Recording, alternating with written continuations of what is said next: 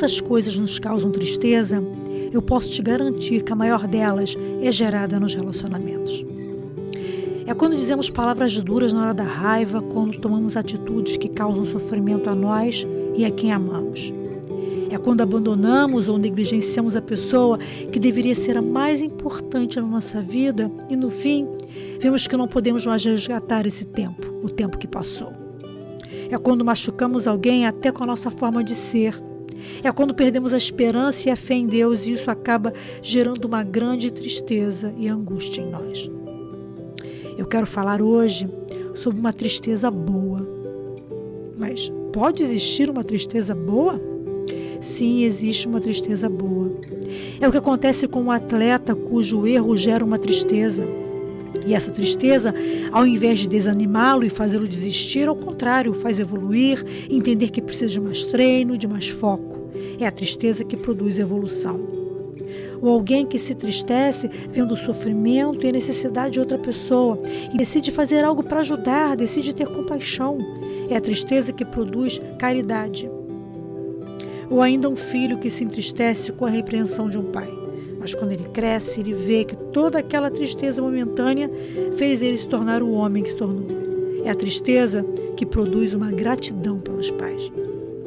E existe uma tristeza que é dom de Deus. Isso mesmo, existe uma tristeza que vem de Deus. A própria Bíblia fala sobre isso. É aquela que leva o homem ao arrependimento.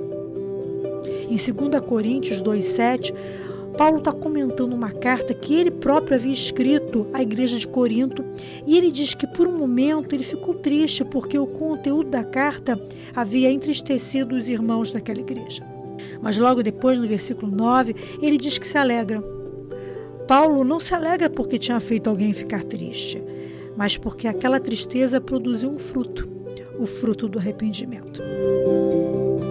Eu não sei que tipo de tristeza bateu a sua porta hoje ou ao longo da sua vida.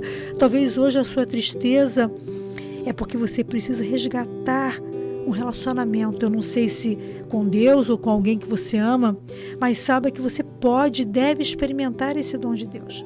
Você não deve permitir que esse sentimento de tristeza que você vive, até porque todos nós passamos por momentos de tristeza, apenas te consuma e não produza nada de bom. Você deve permitir que essa tristeza produza algo, que dê fruto e que esse fruto seja de mudança de comportamento, mudança de sentimento e que vai te levar a sentir não mais essa tristeza, mas alegria e paz. Por isso, se você tem pecado contra Deus, se você tem se sentido triste, culpado, às vezes até sem saber porquê, você precisa experimentar esse perdão de Deus, essa alegria que vem do Senhor, essa paz.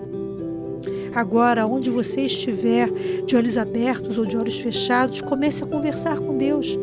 Fale das suas angústias, de tudo que você tem passado, de tudo que você se arrepende, ou de coisas que você sabe que precisa se arrepender, mas não consegue.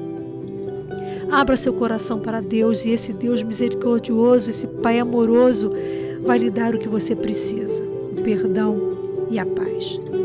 E se hoje você tem um relacionamento que precisa ser resgatado, mesmo que você tenha todas as razões do mundo, eu te desafio a experimentar esse dom de Deus.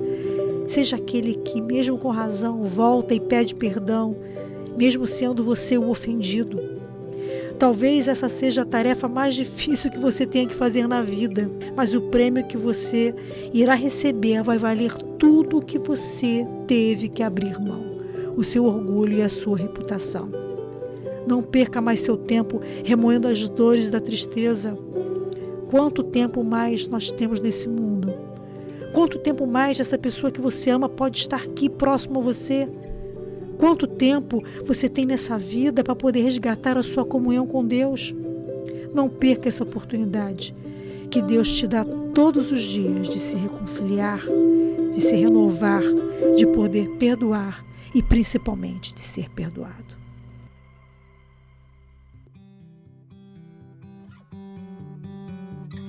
A Artus é o podcast que traz alimento para a sua alma.